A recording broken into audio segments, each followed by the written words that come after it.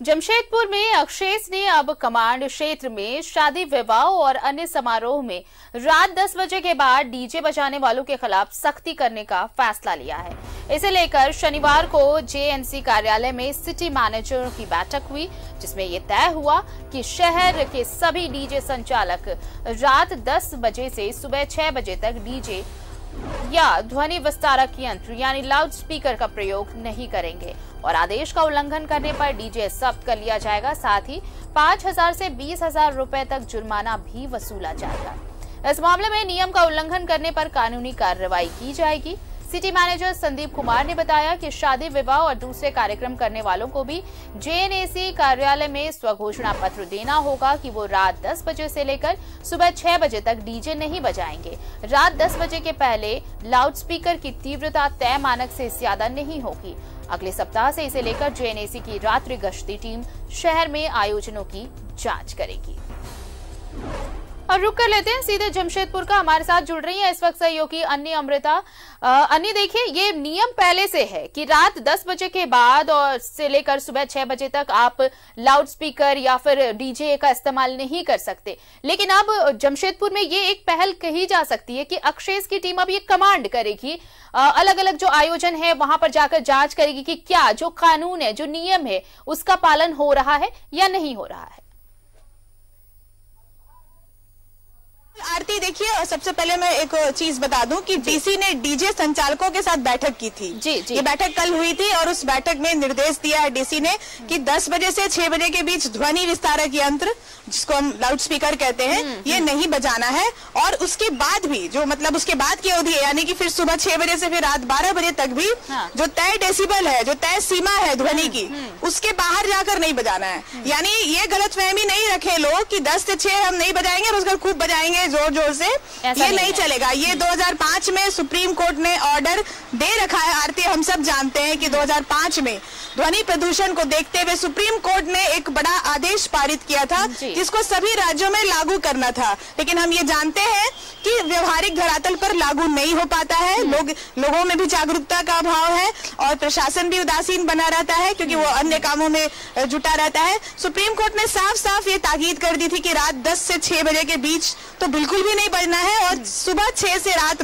10 बजे तक के बीच भी जो डेसिबल तय है अलग अलग जगहों के, सार्वजनिक स्थल के जगहों को, उसका पालन करना है। जैसे अस्पताल है, कोई ऐसी जगह है जहां पर बीमार लोग रहते हैं, तो उसके आसपास जो है आपका जो डेसिबल है इतने से ज्यादा नहीं होना चाहिए। ये मानक तय किए गए हैं आरती, लेकिन आप खुद देखती होंगी, हम सब जानते हैं, जमशेदपुर की हम बात करें तो एमजीएम अस्पताल के आसपास के शोर सुनकर आप दंग रह जाएंगे, टीएमएच के आसपास के शोर सुनकर आप दंग रह जाएंगे।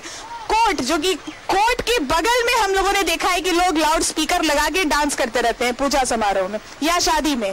तो जिस देश में ये हालात उत्पन्न हो गए हो वहां बहुत अच्छी ये पहल कही जाएगी और इसमें बिल्कुल भी ईगो पे नहीं लेना चाहिए किसी को भी और डिसिप्लिन का पालन करना चाहिए कि जब लाउड स्पीकर वेस्ट से ईस्ट में आया, हमने लाउड स्पीकर, इससे एक राहत तो जरूर मिलेगी। यानी ये कहीं से भी आप देखिए, अगर ये पहल की जा रही है तो ये सबके हित में है। आप देखिए, कोई बीमार अगर घर में है या फिर बच्चे अगर पढ़ाई कर रहे हैं और किसी भी तरह का छोटा मोटा समारोह हो, आयोजन हो, तो वो ज्यादा लाउड में म्यूजिक बजाना या फिर आप ये जो तय किया गया है मानक, जितना डेसिबल आपको साउंड आप क्रिएट कर सकते हैं उसके बाद जाके बजाना, उससे उन बच्चों को भी परेशानी होती है, पेशेंट्स को परेशानी होती है। इन सभी चीजों को देखकर एक आम आदमी भी, अब पोल्यूशन का दायरा इतना बढ़ रहा है कि साउंड पोल्यूशन एक बहुत मायने रखता है हर चीजों के साथ। अब ये भी एक लोगों को बीमार कर रहा है। तो अगर निर्देश आया है तो इसका पालन हो और अच्छे से पालन हो, शायद इसलिए अब ये जांच की जाएगी और सख्ती बरती जाएगी।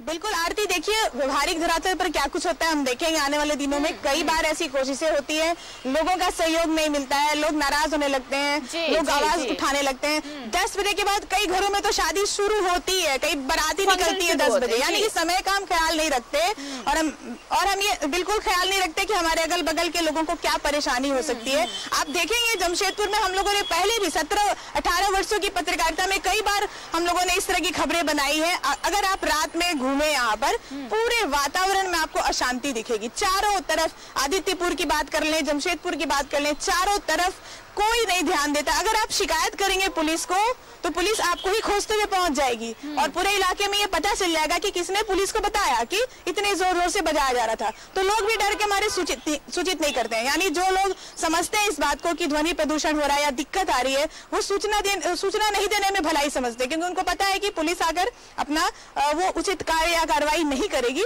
जो करना चाहिए। लोग भी जागरूक नहीं है। अगर लोग जागरूक हो जाएं और पुलिस प्रशासन कड़ाई का रुख अख्तियार कर ले तो बिल्कुल ये होगा। और आरती आप देखिए, कोरोना काल में इसको लेकर काफी कड़ाई थी, नहीं बचता था कहीं भी, एकदम शांति थी। तो कैसे हो गया? जब पुलिस प्रशासन कड़ाई किया तो हो गया ना, लोग जागरूक हो गए, कोरोना के प्रति जागरूक थे, उनको पता था कोरोना से क्या नुकसान है। मैं आपको यहाँ पे इसलिए टोकूंगी, तो लोग मैं आपको इसलिए टोकूंगी यहाँ पे। आपने कहा कि कोरोना के वक्त ये सब सक्सेसफुल रहा। सक्सेसफुल इसलिए सिर्फ नहीं रहा क्योंकि प्रशासन मुस्तैद था, सक्सेसफुल इसलिए रहा क्योंकि पब्लिक कमिटमेंट था, पब्लिक की सहभागिता थी, सबने कॉपरेट किया था। और ये कहते हैं ना कि लॉ इन्फोर्स तब तक सक्सेस नहीं कर सकता जब तक कि पब्लिक उसको कॉपरेट ना करे। तो अगर ये नियम लाया गया है, हमारे लिए है, आपके लिए है, और जब तक पब्लिक यहां पर भी सपोर्ट नहीं करती है तो ये जितने भी जांच बिठा ले, जितनी भी टीम बना ली जाए, इसका कुछ फल नजर नहीं आने वाला, कोई नतीजा नहीं निकलने वाला है। बिल्कुल आरती, आप देखिए, आप आजकल सुनती होंगी बड़ी पैमाने पे लोगों के हार्ट अटैक्स हो रहे हैं, हाइपरटेंशन की बीमारियां बढ़ती जा रही है। कैसे हो रहा है? इनके गुण में जाने की आवश्यकता है। आप देखिए, मैं खड़ी हूँ यहाँ पर, पीछे इतने प्रेशर हॉर्न्स बगल से जा रहे हैं, अभी भी बगल से जो बाइक जा रही है प्रेशर हॉर्न बजा रही है। सारे लोग प्रेशर हॉर्न यूज करते हैं, बिना वजह का हॉर्न मारते रहते हैं, जहाँ कोई मतलब नहीं है वहां हॉर्न मार रहे हैं। आपने देखा होगा ग्रीन रेड सिग्नल जहाँ होती है वहां भी लोग हॉर्न मारते रहते हैं, यानी जहाँ सिग्नल का इंतजार कर रहे हैं वहां भी हॉर्न मारते हैं। तो ये मानसिक बीमारी है जो बढ़ती जा रही है लोगों के मन में, और लोग समझ नहीं रहे कि ध्वनि प्रदूषण का उनके जीवन पर क्या कुप्रभाव पड़ रहा है। सिर्फ भाषणों में, अलग अलग जगहों पे कॉम्पिटिशन्स में, परीक्षा में हम सब बहुत बड़ी बड़ी बातें कर रहे हैं ध्वनि प्रदूषण को लेकर, लेकिन हम अपना क्या योगदान दे रहे हैं ध्वनि प्रदूषण में? क्या हम गाड़ी चलाते वक्त इस बात का ख्याल रखते हैं कि हम बेवजह हॉर्न ना बजाएं? खुद को जरा चेक करें। क्या हमने अपने घरों में जो शादी ब्याह का आयोजन किया उसमें इस बात का पालन किया कि रात 10 से 6 बजे के बीच हम ना बजाएं? क्या हमने इस डेसिबल को मानक को माना? नहीं माना। तो हम सरकार को दोष देंगे, हम खुद क्या कर रहे हैं?